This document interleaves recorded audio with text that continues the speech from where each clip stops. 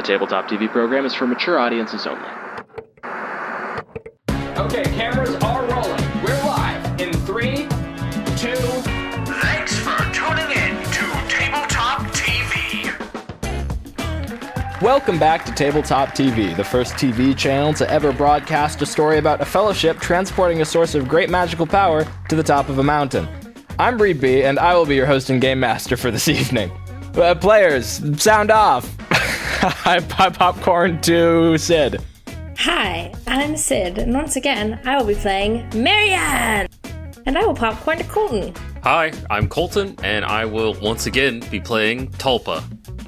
Hi, my name is Borb, and I'm not jumping in. Colton would have popcorned to me by process of elimination, and I will be playing Larder, Gillhooley, and perhaps Mr. Tumnus, and a gaggle of other interesting characters today on Tabletop TV. Fantastic. And without further ado, how do we feel about a little recap? Yes, please. I guess. I feel good! That's awesome, because if you said no, I would have had to do it anyways, and then it would have been really uncomfortable. Last time on Valley of the Dreamer, our party, minus Tulpa, set off from Corbin after receiving some protective charms and pendants from the seers. Tulpa then violently rejoined the party not long into their journey, being shot down from a storm cloud, and reporting he was supposedly taken by the seers. Strange. After a tiring 5-day stretch of journey, our party was treated to a restless night as Marianne suffered nightmares of Lily Tillman with pitch-black eyes saying things like, "You knew you couldn't protect me. You knew you were dangerous." Larder awoke Marianne with a start, sending a bolt of terrible, nightmarish energy racing off into the woods. In the following commotion, no one noticed as a sneaky magical creature abducted the eggs from Larder's coop. This led to Larder and Tulpa executing the least effective split-up of all time and tag-teaming a small tanuki-like dreamling summoned by a dreaming fox. Tulpa awoke the fox just in time to dissipate the dreamling before it could fuck Larder up, and the eggs were saved.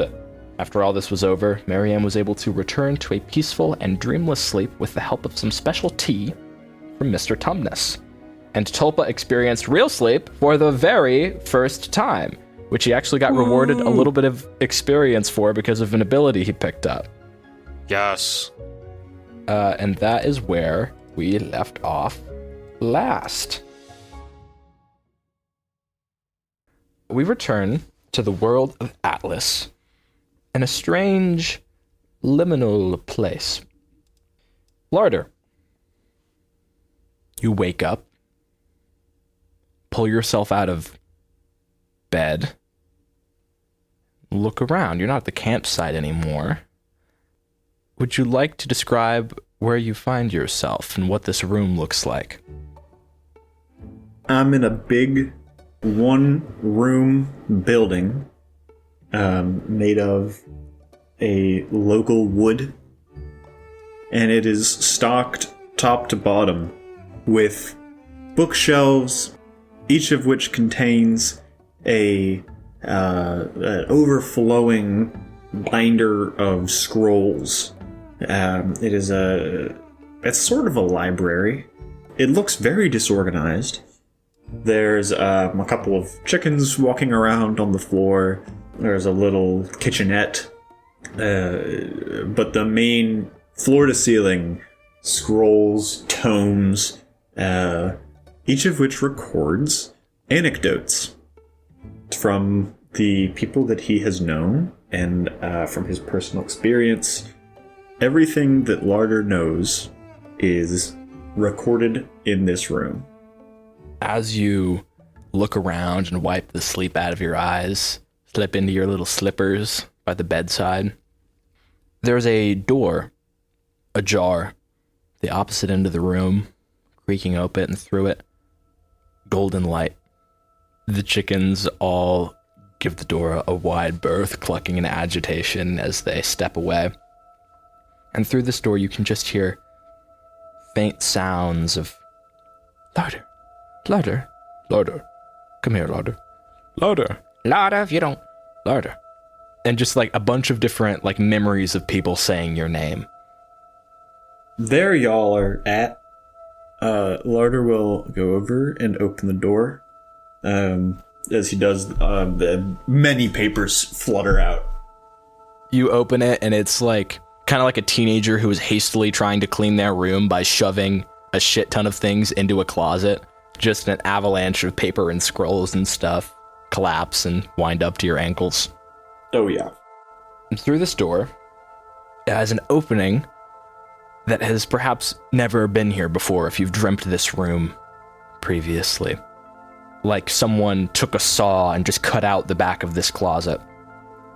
And through it, a hallway that twists and turns strangely to the point where at a certain point down the hallway, the floor twists all the way up to the ceiling, where the floor becomes the ceiling and the ceiling becomes the floor, and like a very Alice in Wonderland down the rabbit hole type hallway. Different picture frames hang on the walls at odd angles.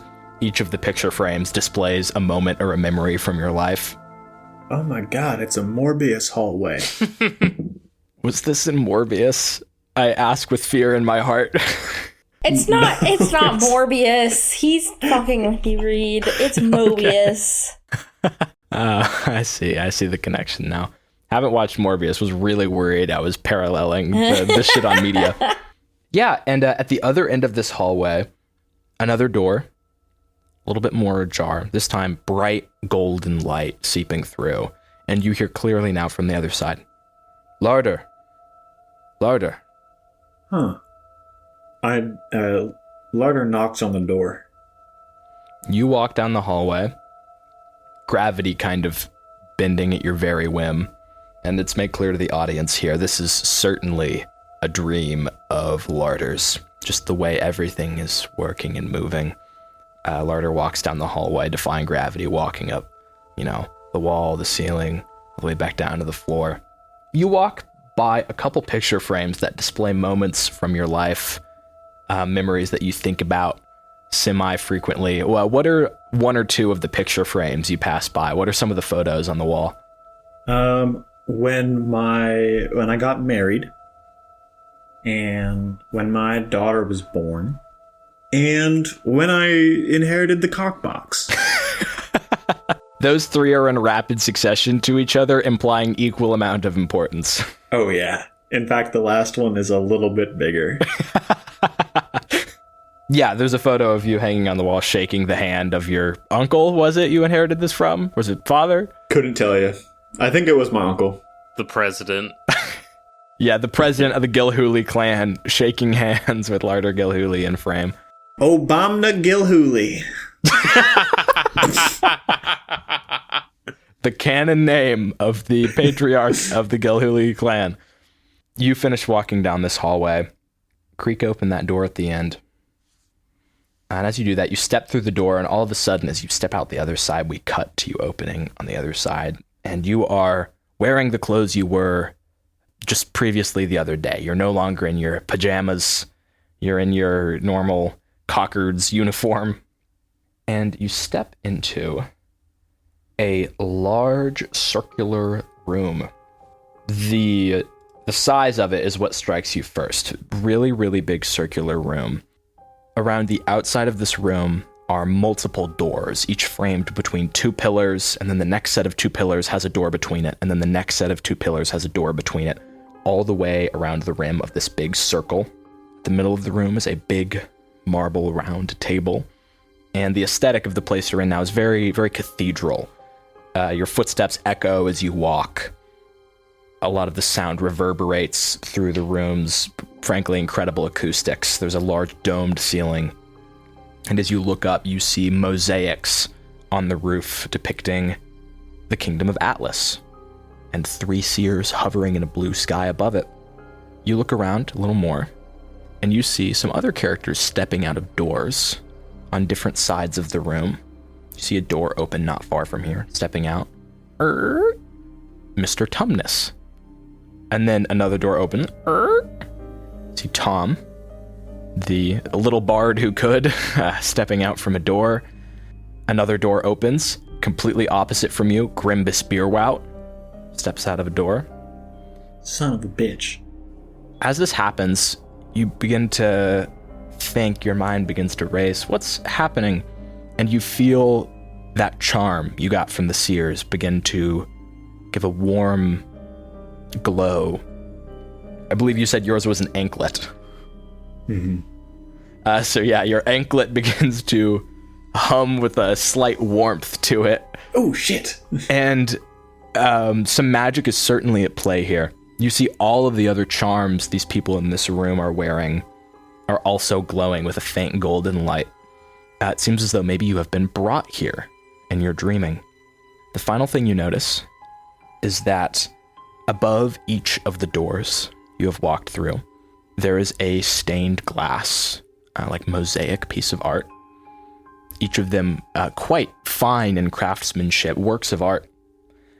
Above Tom's door, there's a stained glass depiction of a cup of coffee with a music note done in foam art on the top of the coffee. A beautiful blonde woman.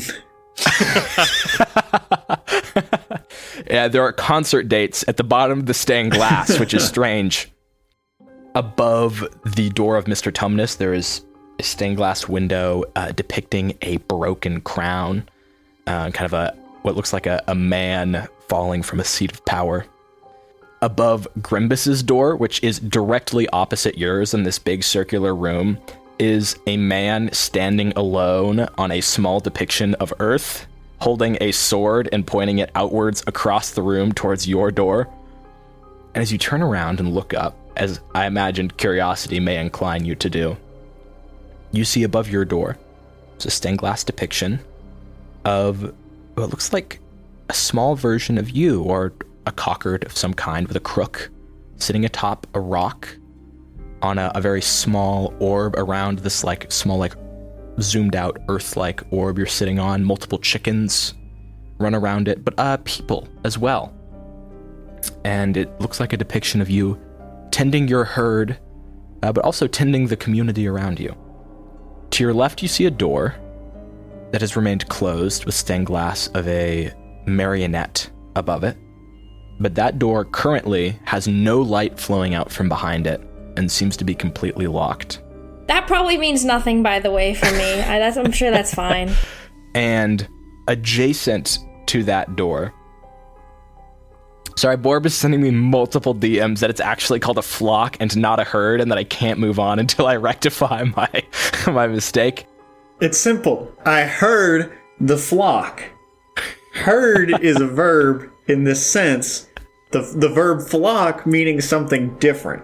Okay, the stained glass depicts Larder herding his flock of chickens, but also the flock is also kind of the cockard's world, and the world is his flock, which is something I stole from Borb's character sheet. That's something he wrote, which I thought was quite nice. Finally, adjacent to Marianne's door, another unopened door with some light streaming out from behind it, but the door hasn't been opened. It's a large, grandiose set of double doors. Above it, multiple stained glass windows and art depictions are piled up in kind of a circular formation, depicting songstresses. There seems to be multiple different depictions of songstresses. At the middle is a perfect, just beautifully done depiction of Lily Tillman, with her eyes closed, wearing a white dress, sleeping peacefully at the middle. You walk in, you observe this room, you hear the echoes of some other chatter coming from other members of your fellowship who have been brought here. You hear Tom go, "Whoa, I died in my sleep, and this is heaven." And you hear Grimbus go, "Larder, what you get us into now? I know this is your bullshittery somehow. What did you've slipped me something in my sleep? Bring me here to mano y mano?" You shut the hell up. You two are shouting at each other. Look, I'm sorry, I didn't mean to intrude on y'all's rotunda. Okay, you two. Mr. Tumnus, you seem to have a kind of handle on this sort of thing.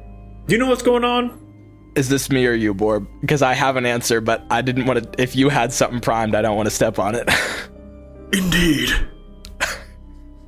These are strange dream magic matters with astroglobinal importance. It will take some time to suss out the root cause, but I can simply say that we are all related spatially in this time. He drops that profound wisdom, and then you hear an echoey voice come from above. Indeed, there is some strange dream magic afoot, Mr. Tumnus. Always the acute one, you were. And you hear the very familiar voice at this point of the Seer Providence. And you look up. Who said that? And you see directly opposite of Lily Tillman's door, the songstress's door, in place of 3 doors between 6 pillars, 3 sets of pillars, there are 3 very tall thrones placed here, similar to ones we've seen in previous scenes, perhaps. And atop these thrones sit the 3 seers, watching over all of you. Here, Providence, go. I have no doubt that some of you may be very confused as to what has happened. Please take a seat and all will be explained. And a bunch of chairs around this round table in the middle scoot out. Larder and Grimbus have a, stare down as to who's going to sit down first. Larder sits down first. How long does this take into the conversation that happens? Probably the first half of it. All right, sick. And at a certain point, Larder goes, well, sit down then. Sorry. He's being weird. So they gather around the table. The seers float down to be close from proximity to you. Begin talking as Larder and Grimbus stand on opposite sides of the table, refusing to sit down just yet. The seers go, this is the secret of the amulets we bestowed upon you. They allow us to communicate across long distance while not being physically present for the journey. We can at least be present in some mental capacity if you ever need to call upon us. Consider this the first club meeting of the Fellowship of the Songstress. Mr. Tumnus goes, why couldn't you have come with us? This feels like a unnecessary extra step. And the seers go. I think Dominion goes, we have other important matters to attend to. We could not, unfortunately, physically accompany you. It's very busy here in the capital. Didn't y'all go to the circus with us and in the fair? And then I guess you was already there. You see Justice here goes, our tutelage of the chosen songstress is an important step, but after her band has been assembled, we feel comfortable letting go of the reins, so to speak. Larder, do you want to make some kind of, if it was D&D, I'd call it an insight check. But there's something interesting about their point here. They seem to shift uncomfortably when asked why they aren't accompanying you. Do you have any tags that would lend to any discovery here, do you think? I don't think that Larder would. But perhaps Mr. Tumnus will say, Ah! You old goats! I've got you now. Right in the grasp of my little hand. And so that does what? I will roll with the prophecy. Okay. Yeah. For the viewers, the NPCs they chose to come with them on their journey are little things called story themes, which are like little NPCs that come with little tags they can use for rolls. So yeah, roll 2d6, add +1 to see if Mr. Tumnus can come to any conclusions here. Total of 8. Okay. That's a mixed success. I think on a mixed success... He figures it out, but he doesn't tell anyone. That's exactly what I was going to say. On a mixed success, you see a look in his eyes like he's made some revelation, and his mouth stays completely closed, and he doesn't say anything about it in this moment. He points his finger and kind of shakes it at them like... Naughty, naughty. Sweet. As all of you sit, the seers kind of break the ice and go, our first order of business. Have any of you seen or heard of this Tulpa fellow? Yes, I have. Grimbus goes, yeah, he's still with us. Came shot down from a cloud, middle of nowhere type thing. It was real confusing when it happened. It was. Tom kind of nods in agreement. The seers look at each other and look back. Then you've heard we briefly spent some time with him, but we assure you it was out of no malice or ill will. Tulpa's appearance on this adventure is a new variable. Through many iterations of songstresses, we have never seen anything quite like this happen. And the element of uncertainty is disconcerting for us seers. Kinda seems like it's good to have him. He's made himself quite useful. And I don't know if he eats or anything, so as far as resource management goes, I think we're in the clear. Does that mean that Lily might be more better than the other songstresses? We're not quite sure what it implies. However, we have reason to believe it could be a problem. And Tom goes, well, I think so far he's been a swell guy. He loves all my music, and he's done nothing but help. Plus, even if we wanted to get rid of him, I don't think we could. Astute. Oh, thank you, Mr. Tumnus. That means the world coming from you. The world. Indeed. Yeah. The seers look at each other, mutter a little bit more, and go, well, just keep us updated, then. If anything begins to stray from the plan, if the prophecy becomes altered, then I'll look at Mr. Tumnus. We would like to hear word immediately. On to other news. Wait, can I call you? Can I summon you here with the amulet? If you begin to dream and are wearing the amulet, you will always have the option to reach out. Oh, okay. All right, thanks. I just wanted to check. Yes, of course. Speaking of reaching out, we also have not been able to reach Marianne. Do you have any inklings as to why that might be? She dreams, yes?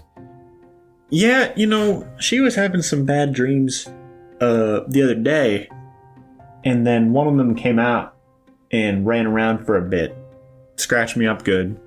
I don't really know what that's about. Strange. If this trend continues, then we may have reason for concern, but perhaps she's just sleeping quite deeply right now. Dreamless. Oh yeah, Mr. Thumbus gave her some tea so she could sleep better, and that seems to have helped. That would explain it. Very well. Just communicate all the ongoings of the meeting to her verbally, then. Wait. Providence. If Lily is this special, unique even amongst songstresses, could this be the end? Or the beginning? They look at each other and look back. Do you want to roll with the prophecy one more time? Yes, I would. Okay. That's an 11, baby. Hey, okay, full success. The seers seem unreasonably worried. The seers are pretty emotionless, and it seems like that magical event at the tent, plus the appearance of Tulpa and their inability to contain Tulpa, and they hear the end. And that really seems to give them a start. They look and go, no such thing. As long as you follow the path, do as we say, then no such calamities shall come about. Think no such things.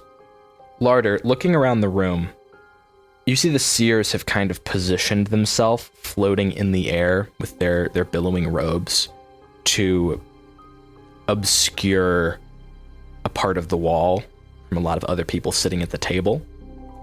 A lot of the stained glass windows depicting different songstresses lie behind the folds of their capes in the air where they float.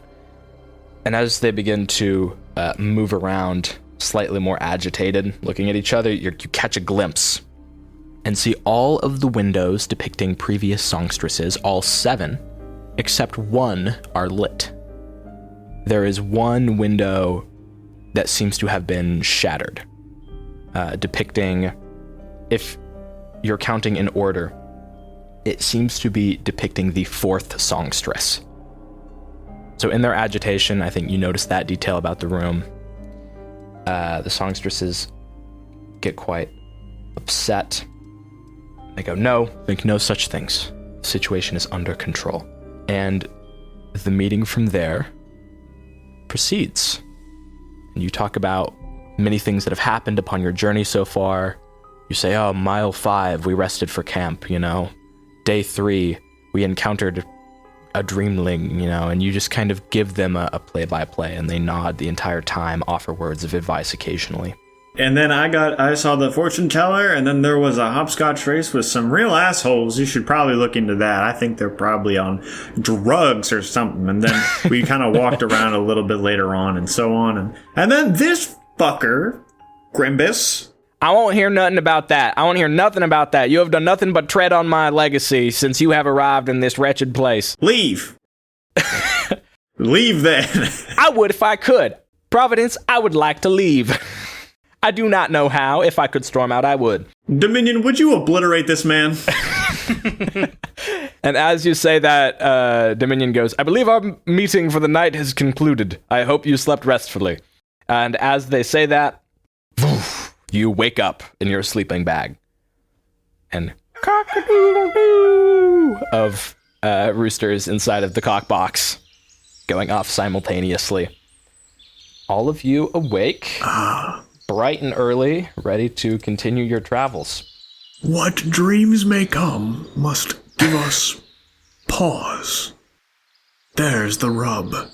Everyone who was in that little dream circle wakes up and, you know, over breakfast give each other kind of looks of recognition. Marianne, you wake up having dreamed nothing at all, completely peacefully. And Tulpa, you wake up having dreamed for the very first time. Oh my god. Oh, my dreamer? I don't know. What do I worship? Anyway, Lily! Yeah? I fell asleep. What? Yeah! Ah! She runs at you really excited. You hold hands and skip around in circles. And we do that for about 80 minutes. So, after breakfast, real quick, we're gonna do some mechanics. Whoa. Specifically some mechanics that I have been failing to acknowledge on camera these past couple sessions, so it feels good to start now. The camping mechanics. Every single time you guys sit down for a restful night's sleep, we can do a couple different things that are equivalent to healing you up and giving you some XP. The first thing is that, what conditions do you guys have right now? I am scratched. What number is next to scratched? I don't have it, but it's either, I think it's 2. I believe I'm scratched 2, as in scratched to hell. Cool, scratched 2, because I think that would heal up over a night's rest. You can clear that completely. Do we have any other, like, injury, or, like, bruised or banged up, anything across the board from you two? I'm good. Cool. The next thing is you guys get to do something called Reflect, which is you can mark improve on any one of your themes or on the Fellowship theme. Marking a point of improvement to the Fellowship theme goes for everybody. And marking a point of improvement on your theme progresses it towards, future abilities and such things. Preferably do this on something you think you maybe improved at or learned a little bit more about during the previous sessions. Also, an additional thing you can do at this point in time, you can begin to mark abandon on any themes you feel that you have been actively neglecting or not playing into. What? Yeah, if you feel that you have any themes on your character sheet that you have been going against or growing out of, or, you think you're losing touch with, you can mark a point of abandon here now. This is completely optional. But if you ever get a theme up to 3 abandon, you remove that card and create an entirely new one, depending on where you're at in the story now. Ooh. So, something to keep in mind. Any notable improvements or abandon marked across the board that anyone wants to bring up? I haven't improved the whole theme, but I have begun to improve my healer butcher theme because I have been using quite a bit of crude violence. Fantastic. I enhanced my caretaker theme. I've been taking care. I improved my new to the world theme because I'm still new to the world. Fantastic. But you're not getting newer. Some ways I might be. I just slept for the first time. He's Benjamin Buttoning. He's going to end this campaign as a wee little baby. God. Yeah, but so like previously so We just threw a fucking logical paradox at a philosopher. We need to move on. it's not a paradox, you dumb shit. What is the concept of being new? Is it having not done something before, or is it that fleeting moment of being in the process of doing something for the first time? I don't know, dog. Can you imagine someone comes up to Plato and goes, Plato, I have this question. If I get more new, what does it mean to get more new? What does that mean for Plato? Response, fucking, I don't know, man. Figure it out. Watch me flex. Apparently he would solve quite a bit of disagreements by flexing on his opponent. Yeah. Fuck yeah. What a Chad. Yeah, because he was an Olympic champion wrestler. Is that real? Yeah. In fact, Plato is his wrestling name. What? So all the dialogues and shit, it's like saying this was written by The Rock. Wow. It literally means like broad or wide. That kind of rocks. Although some people have said that it may refer to his forehead. So all of his buddies were calling him Forehead. Alright, I'm really about that. Oh, dude, you know who wrote this dialogue? Yeah, it's that guy with the big ass forehead. Okay, so you begin to pack up camp. It's bright and early morning. You head out, back on the road, deeper and deeper into Bedlam Wood. And guys, I'm going to hit you with a bit of a curveball. This is where we're going to do a bit of a time skip. We're going to play this as downtime, but this is going to be a season's worth of travel. So we're going to roll right now for your travel through Bedlam Woods for the entire season of summer. And when we come out of this travel phase, we're going to be entering into fall. So let's get to rolling. We're going to run 3 vignettes, which is this book's word for short little scenes for each of your characters. I have a little list of problems and things you guys might come across on your season's long journey. And then each of you are going to propose a role to me for how maybe this is circumvented. And depending on how you roll, I am going to take away more or less of your supplies, which is a little track I have over here on my side. If you start running low on supplies, some things might happen. Maybe you'll get a little banged up. We'll see how it goes. But all you guys got to worry about is this. You continue travel. Things proceed at a steady pace. About a week in, you come across a river, quite deep and wide. All of your carts full of luggage and things might not appreciate being dragged through the rushing currents. How do you guys tackle that? What if I try and drink all the water? Huh? Yeah. What if you try and drink all the water? Sure, you can try. I'll let you try. It's a good question, Colton. What if? I walk over to the edge of the river and just shove my head into the water and just Tulpa just... Okay. Make a roll. Okay. Subtract 6. Do I have anything for this? I'm gonna probably say no.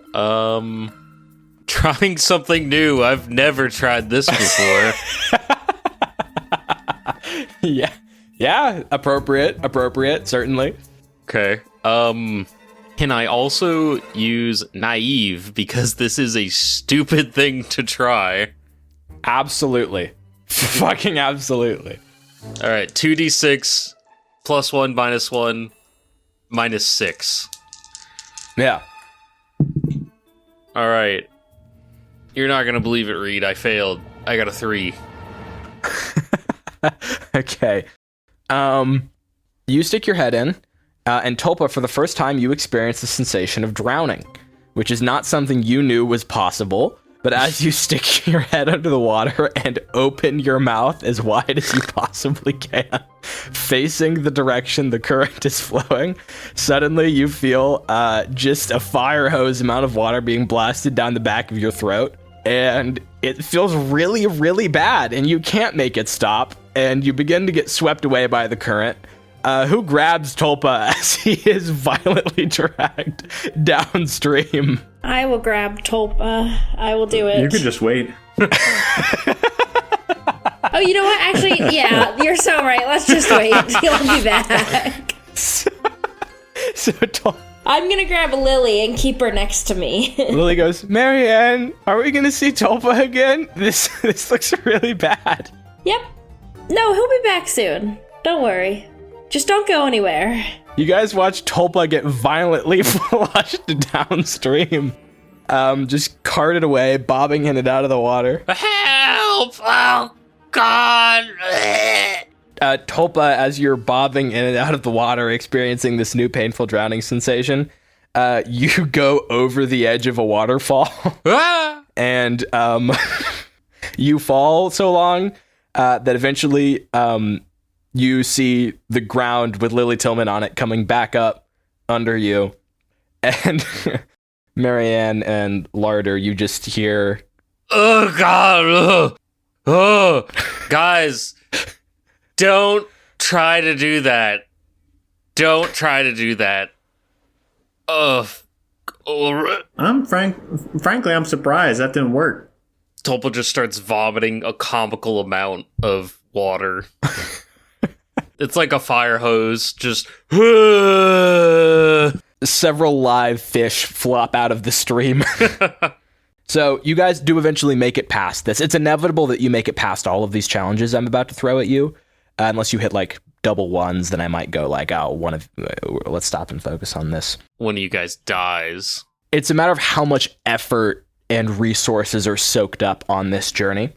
On the first roll, that's a failure. So I have a status over here that I'm just going to keep track of by myself that is currently at supplies 6. On a failure, I'm going to mark that down to supplies 4. Just because I think we see a small montage scene of just Tulpa shivering, chilled to the bone next to a campfire as Lily throws another blanket on top of him. And you have to take an extra night doing that. We cut to a couple weeks later. Another vignette scene. Travel's been going okay so far. The summer months are wearing on, and it's beginning to get slightly more brisk. Again, we're exiting summer soon. We had another scene. At a certain point along the road, you come across a traveling caravan that stops you guys' progress a little bit. They just kind of stopped in the middle of the road. They go, oh my goodness, the songstress! Huzzah! Huzzah, the songstress! Oh, what incredible news that the songstress has been chosen to travel this wonderful path! And they won't leave. They will not go away, no matter what you do about it. So you just pick up like 7 new people who are going like, oh, do you guys have food, by the way? We're running quite low on our supplies, and we heard the songstress just has infinite generosity. And so you acquire 7 people's worth of dead weight. What does one of you guys try to do about this? I would like to use my known among the common folk. Okay. And my ancient name. Yeah. What I would like to do with this is welcome them in with open arms. And at the first camp, I'll say, yeah, we've been traveling hard, but Hey, you folks know how it is living out here. It's you got country girls make do, and I'm going to serve them a plate of chicken shit.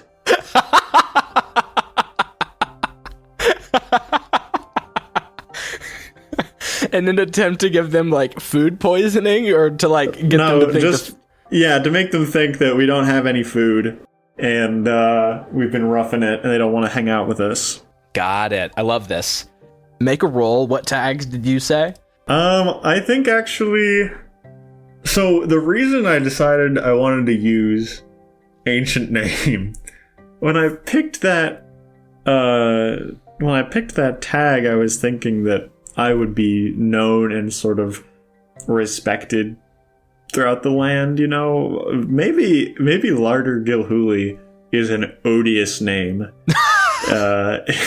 Maybe he has a reputation for being a shyster. And so I want them to be like, oh, of course, it's this guy. Okay. If going forward you want your reputation to be slightly more like, it's the chicken shit man. I'm okay with that tag being added here. I'm trying to think if I can swap out one of my weakness tags for chicken shit man. I hear your angle. I think roll this up. I think you can add known among the common folk to this. Okay, cool. So then that's going to be an 8. Okay. A mixed success. Do you want to say what a mixed success looks like, or do you want me to say? I think that they leave, and they leave us alone, but I am forever known as the chicken shit man. Okay, yeah. We won't make a status about it. I won't make you... Actually, here's what we'll do.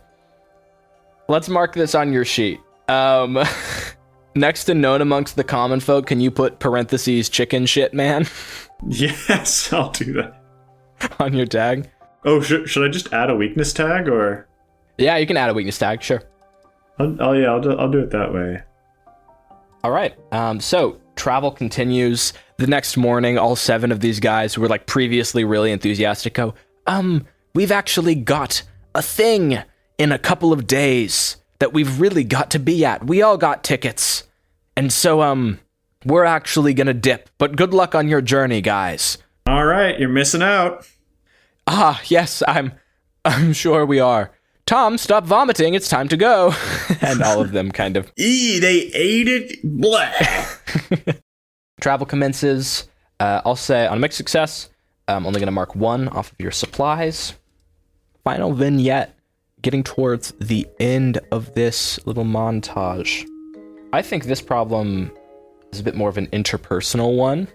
You know how, like, when you have a new roommate, after you start living with them for a certain amount of time, you begin to pick up on like a bunch of little things and flaws that you didn't pick up on previously when you agreed to be their roommate.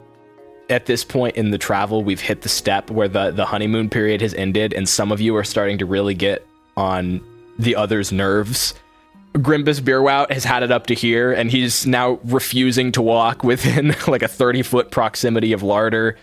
Lily and Tom are in an argument over who can sing better. There's just a lot of little things. Mr. Tumnus is now refusing to share any of his things with anyone else because he's convinced that someone is stealing from him. There's just like a lot of like interpersonal drama that's happening. If any of you want to introduce any beef or any disagreements you've wound up in with anyone else, you can introduce those. I think people are annoyed that Marianne has to say good morning and good night to her marionettes every day. And it's like kind of like, because we're all like in the same area, so she's like, good morning, marionette that looks like Tulpa. And that's really only the one that's like recognizable. The rest of them are just like generic. So it's like, good morning, little baker. Good morning, whatever. She sets them all out and then she puts them away for night too. I guess she puts them away if we're walking, but like she takes them all out, makes sure they're all still there. I think that's getting on everyone's nerves. Yeah, it's the butt crack of dawn. It's 6 a.m. People haven't woken up yet, and they just hear outside their tent, good morning, little baker. Good morning, woodsman. Good morning, cow. Good morning, goat 1. Good morning, goat 2. Good morning, baby goat. Marianne's bag is huge. It's been previously unaddressed, but Marianne's bag is so many puppets in it. No, it's like a Mary Poppins bag, since she's a nanny too, so it's like magic. I feel like that's allowed in universe. It's like a regular sized bag, but she just keeps like...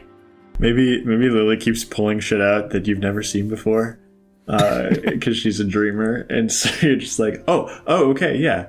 Oh, yeah, no, Baker... Whoa, hey, that one's pretty big.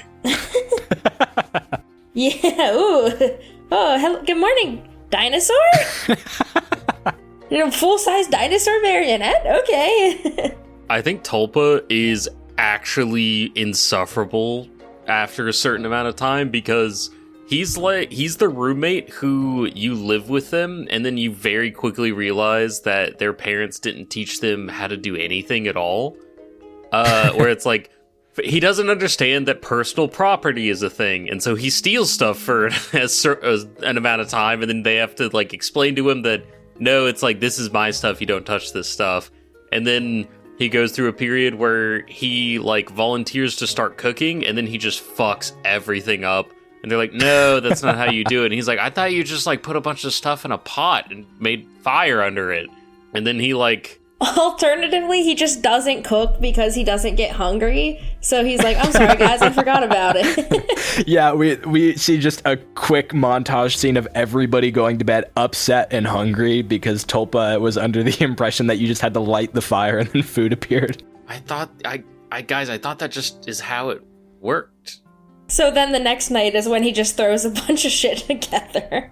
He's like, I guess I'll put food together this time. And then someone explains to him, no, you have to like use actual ingredients and like cook it a certain amount of time. And then he does, but then he like cooks it for way too long because he forgets about it. So it's just char. Aw, ADHD Tulpa. And the whole time, Mr. Tumnus is going, has anyone seen my precious gems? They're going missing. My prized jewels! I don't know where they've gone. I think Tulpa offhandedly mentions, like, Larder, do you know why that guy keeps talking about his gems? Like, all he had in his room are rocks. So, like, I think somebody stole them before I looked in there. Huh. But, like, I'm keeping them safe for him. He's probably talking... You might not know this. Some guys... They use gems like that slang for their testicles. What's that? Okay, we cut away. Here, I'll show you. Jesus Christ. Cool, yeah. We hear an unzipping sound, and then we smash cut away from that scene before the nuts go on camera. What's the thing Larder's doing that's getting on people's nerves, perhaps? It's the chickens, man. They're so noisy, they shit everywhere. He's got a cart that like someone else is pulling full of corn to feed the chickens when there's nothing for them to eat on the ground. And it's not super miserable, but it just takes so much time for him to feed and water the chickens at every stop along the journey. Yeah, absolutely. There's a certain point where Grimbus is like, Larder, I'm fucking starving. Do you got anything? And you go, no, man, I've got nothing. And you're feeding like boatloads of corn to these chickens. Yeah, and it's all cooked. Yeah, delicious cooked corn to the chickens. Grimbus is like, there's butter on it. Come on, you can spare some of that for your old pal Grimbus, can't you? Hey, no one's asking you to be here. I was asked by Lily fucking Tillman to come along on this damn cursed voyage. I deserve a fucking corn as much as the next chicken. All right, well, fine then. You can if you deserve it as much as the next chicken, you can eat off the ground like a chicken and throw it on the ground on his feet. Tom, hold me back. And this tweenager runs over and starts holding him back. Why, I ought to take your head off where you stand right now if the seers wouldn't look so little poorly upon it. I swear to gods above. Yeah, you ought to. Then I wouldn't have to hear you, you dumb son of a bitch. And I walk away. Die down. Bubble, bad. So, all of this culminates in some pretty big tension inside the group. Does anyone want to propose a role or a thing they do to try to alleviate some of this intergroup tension? Yeah, I'd like to use crude violence to kill Grimbus Beerwall. Okay, on a failure to keep the party together, Grimbus dies at the hands of Larder in the night. That's what the fail condition is. Larder cannot make this roll. Success or failure, it's all the same to me. You got anything, Marianne? I got, like, something, but, like, I don't think I'm the one to help.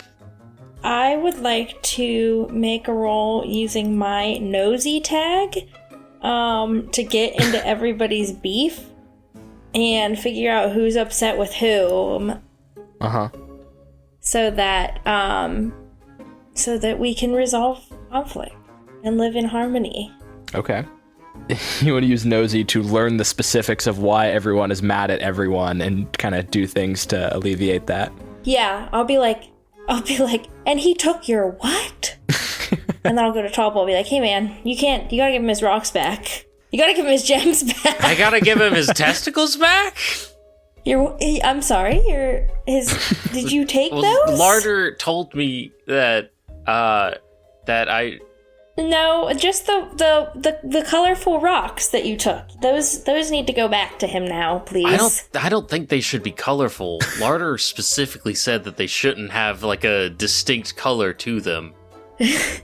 But okay, I guess I could give. I think Marianne is at a loss for words. I guess to ease the waters, I'll give him back these weird shiny rocks to help with his testicle problem. Yeah, that would be, yes, that's what he needs. All right, here you go. Roll 2 6-sided dice, add 1 from the 1 tag. I've rolled an 11. Hey, that is a big one. That is good. Hog. That is a full success. I think you are able to effectively, using your nannying skills, resolve some emotional tension and petty conflict throughout the party by just holding minute meetings with everybody and go, he stole your what? He did what? I'm so good at conflict resolution. So that brings an end to our travel montage.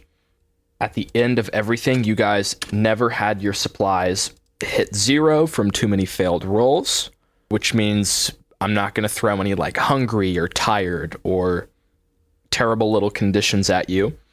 However, to chalk up casualties, I believe Larder is now the chicken shit man amongst the common folk, and Tulpa lost us a couple of our supplies getting sucked downstream.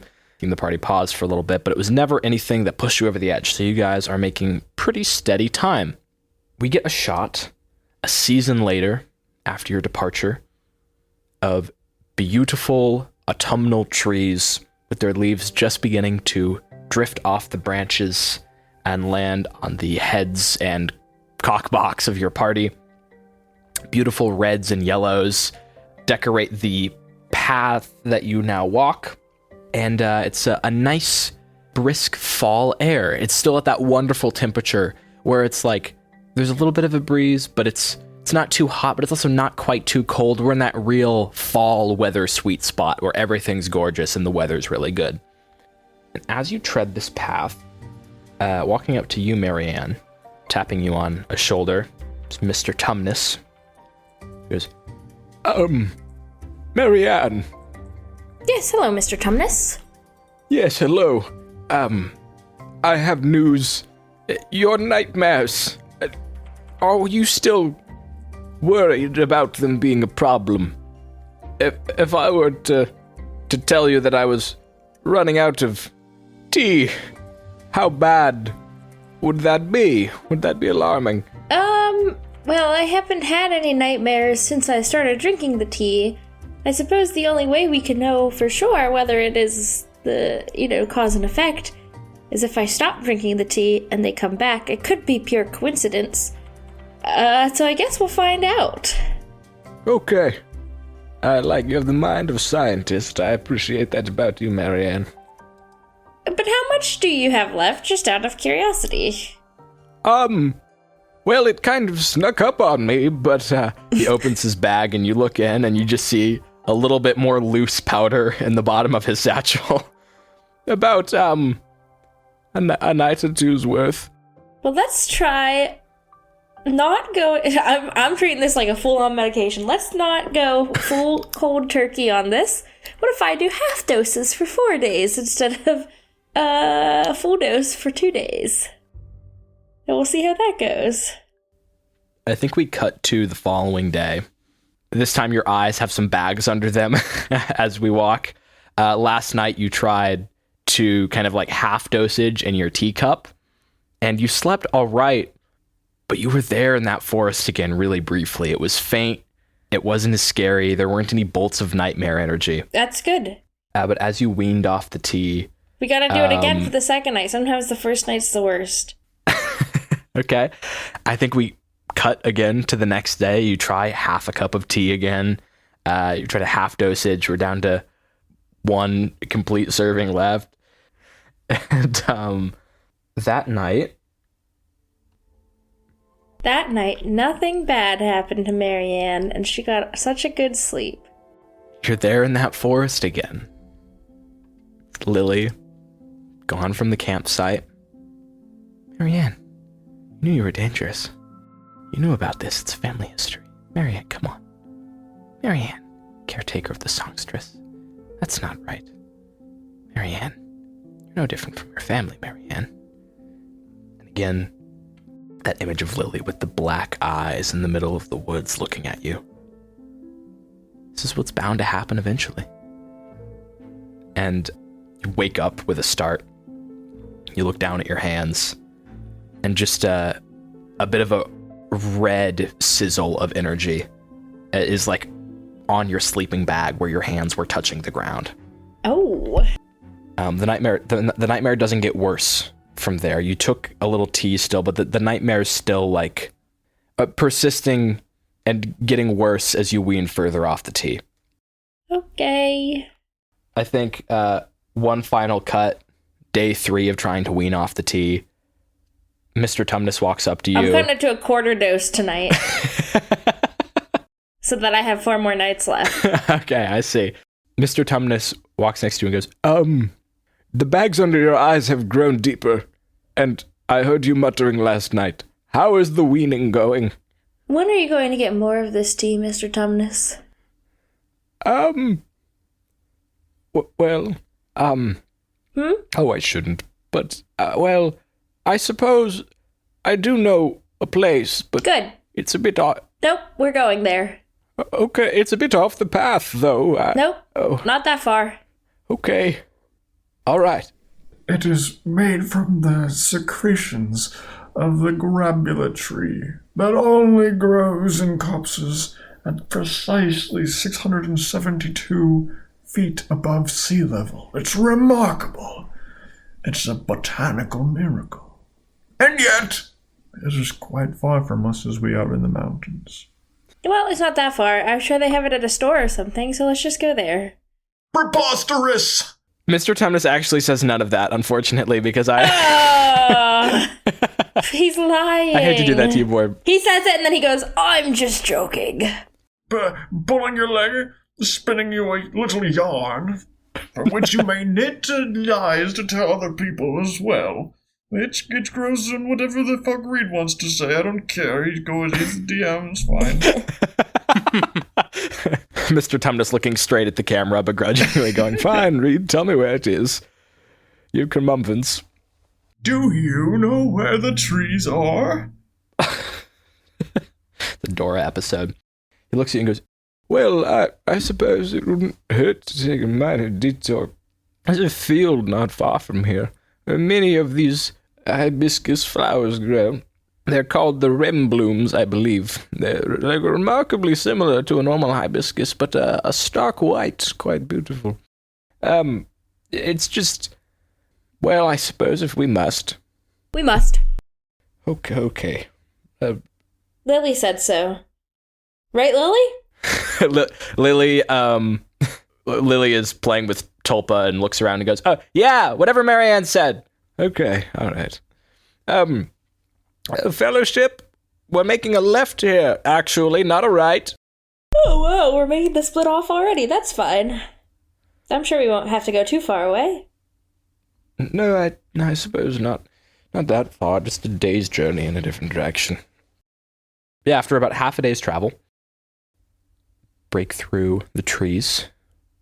You look out over a huge clearing. No more red and yellow, beautiful autumn trees, and instead just huge fields of flowers. And off in the distance, it looks like ruins, a wreckage of some old town or hamlet that has been left to rot. Mr. Tumnus goes, here we are, the place I stumbled upon in my reckless youth, back when I was quite the naughty crepuscular. Anyway, follow me. I'm gonna follow him. It leads you down into the field.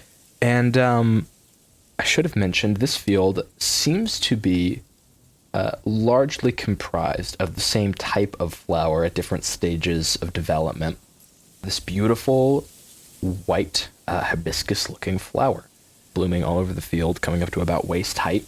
The center of the hibiscus, what I learned is called the pistil, is blue, kind of a nice azure lapis blue coming out of the middle of this white flower.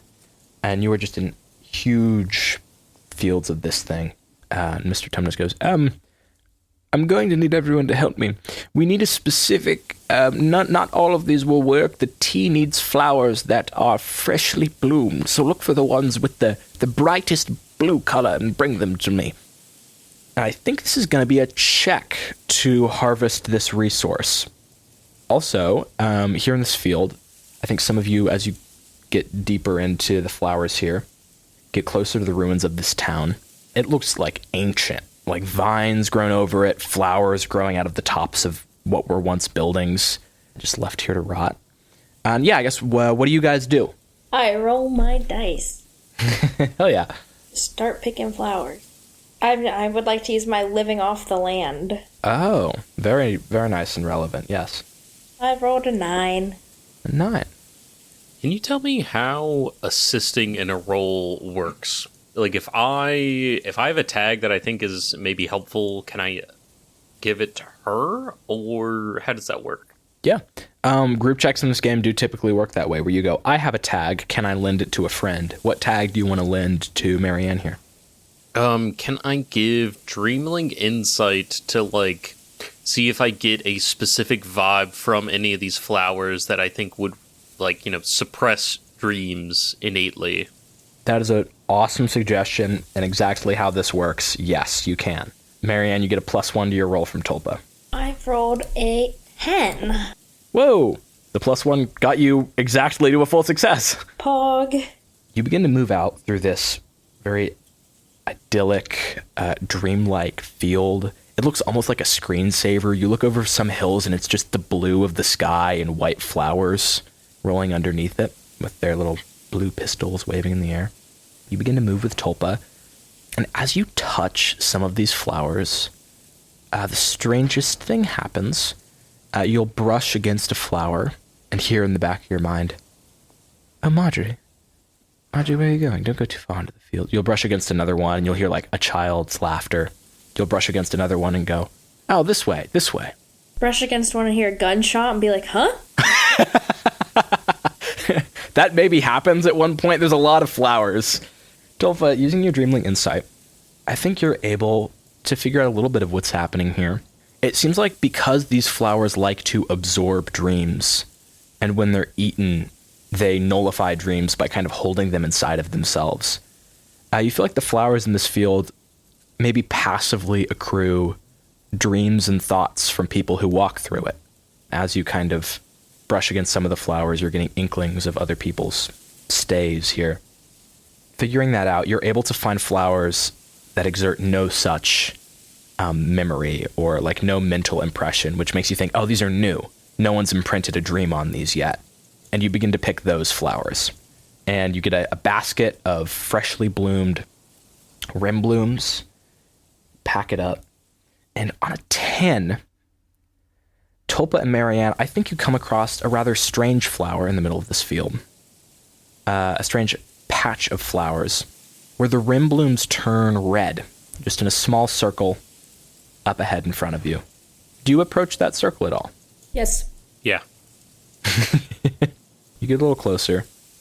As the smell of that patch of flowers' pollen comes within range of your nose and you sniff it, really strong memory imprints from this patch. Like if you got close and sniffed a flower, you could get a really, really strong memory from here. I will do it. Marianne, you go close. You get your nose close to the flower and you inhale. And you are transported to a memory. A dream that someone left in this place. Whoa. That's pretty cool.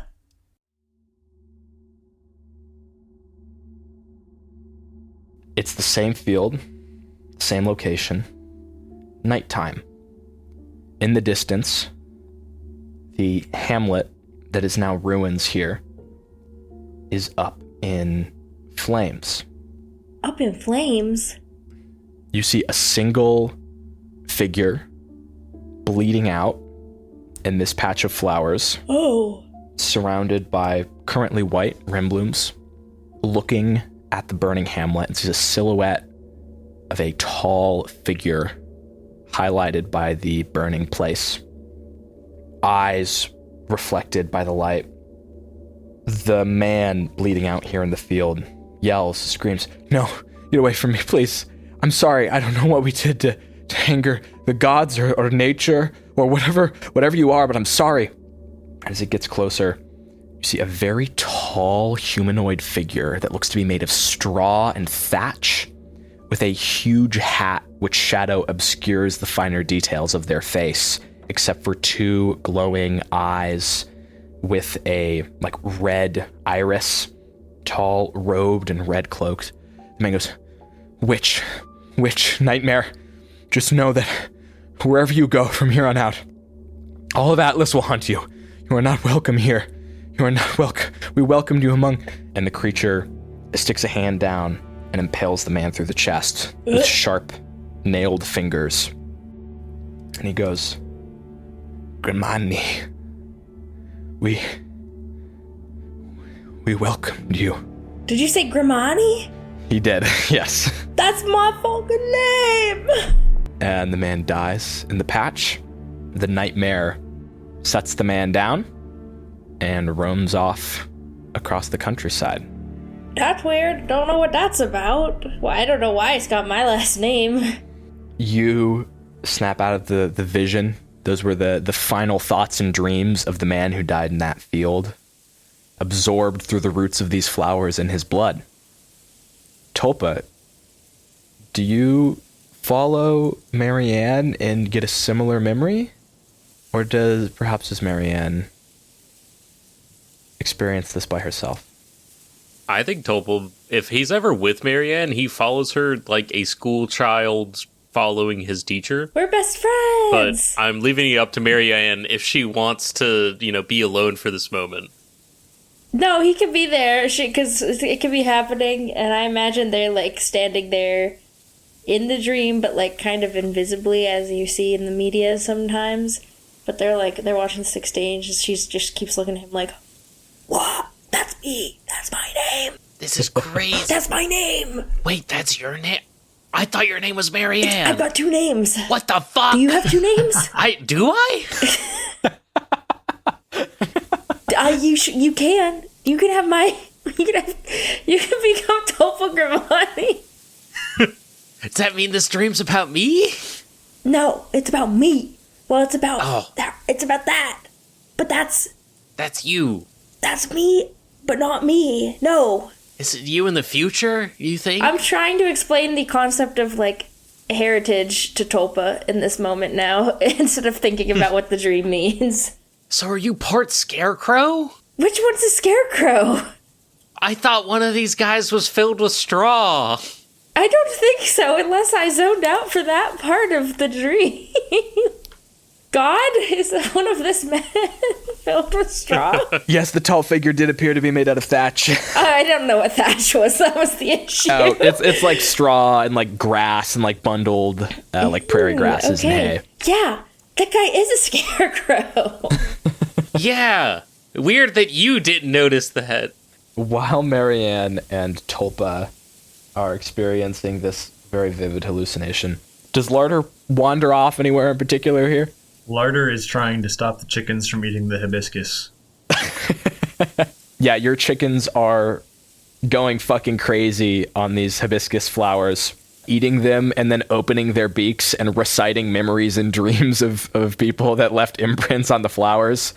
One of your chickens opens its mouth and goes, "Ronnie's never going to find me. This is the best hiding spot ever." And another one goes, "Right this way, Susan. We're almost to town." And just like your chickens are just parroting the memories they're eating from these hibiscus. I'm hitting them with the crook. They're coughing up flowers. They stop their little... Don't make me whip out the crook. You're abusing them? Yeah. you wrangle them back into... I'm herding the flock. Make a check to herd your flock. Make a flock check. Flock check. Can I add commune with animals? For sure. 11, baby. You get your chickens back into ship shape. All of them are back in the cock box before you could say Wednesday. Yeah, I want to see... The chicken's name is Friday. I want to see Grimace do that. So you kind of saddle up all your chickens. You get your chickens in a row, so to speak. I am not saddling the chicken. They would not be able to bear my weight. Excellent point. You wrangle your chickens. As you do this, I think on an 11, I know it was for a chicken wrangling check, but an 11's impressive. I'll also give you a little something else that's happening around in the environment.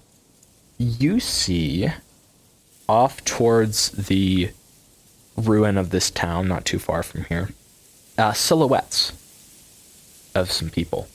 Outlines. Kind of difficult to see, but it looks like they're standing atop an old mill with a dilapidated windmill that kind of no longer functions. It's kind of just a wooden frame with tattered cloth hanging off of it. But standing atop kind of a hole bore in the roof of this mill, you see a silhouette or two peering out of it, looking in you guys' general direction. I think you noticed this because a chicken that you're wrangling gets a little bit too close to the ruins and you have to scoop it up. You just kind of catch sight of that while you're wrangling. Where are you going? Where are you going? Hey, what's that? Spit that out. No. It coughs it up. It's one of Mr. Tumnus's prized jewels. Damn. Frankly, it's on him at this point. He's leaving him out. And as you're scolding your chicken and you look up, you just see these figures, 3 of them, looking at your party from atop this mill. Is it Dominion?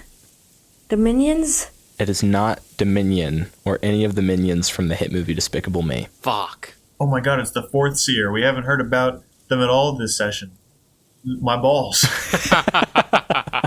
Sigma, my balls. Sigma the my balls, no.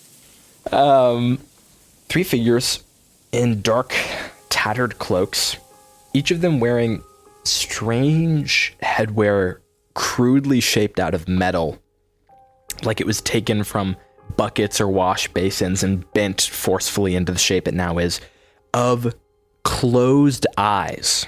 A helmet with just a big closed eye on the front of it. One of them wears a big amulet, closed eye, reflected off in the light.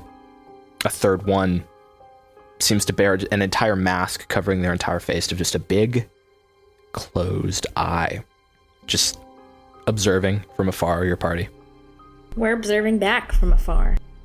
Bitch. But my eyes are open. Stupid. Bitch. Trying to observe me with some closed eyes. I think Marianne and Tulpa... Don't bring that shit over here, boy! Larder starts to shout exactly like that over at the creepy watchers atop the mill. I think Tulpa and Marianne, you wander back to meet up with Larder and Mr. Tumnus around this point. Larder, what are you... Oh dear, who are they? There's some damn figures over the hill. Marianne, Tulpa, have you gathered the flowers? Yep. Yeah, I think so. Who are these freaks? Not you. Those guys. I think it's perhaps time we leave. Okay, let's go then. Are they like the not seers? I think it's best we talk elsewhere. I think as you turn to leave, Larder, you just catch a final glimpse of the one with the face mask with the metal closed eye. As the eye, defying logic, opens to reveal a metal iris looking at your fellowship. And as you make eye contact with that metal iris, you feel an unease settle over you that's hard to explain. Mr. Tumnus goes, maybe faster. I feel a darkness. Oh dear, this is not good at all. Follow me. Let's not speak while they can hear us. It's like my life essence is withering away. Look not at them any longer. Drained as if a whirlpool into the depths of the underworld. Mr. Tumnus begins to lead you guys away. And unless there's anything else you want to do here in the ruins or in the field. Marianne, maybe you can use your little baby Goo Goo dolls to distract. And I don't want the world to see me. I'm sorry, not those ones. So you walk away. Come here. You have to get that read. And I think as Mr. Tumnus leads you away, leaving a trail of trodden flowers beneath your feet, I think we just get one final shot of these three figures looking at you move across the prairie and horizon with your gathered rim blooms to craft the tea you need to keep Marianne safe. Three of them look on at you, and you see each of the metal irises on each of their apparel, the helmet, the amulet, creak open. One eye looking at each of you three. And one of them mutters, "It's finally started." And I think that's where we're gonna end today's session. Woo, woo, woo, woo. As though the sun has gone dim and blanched my skin gray.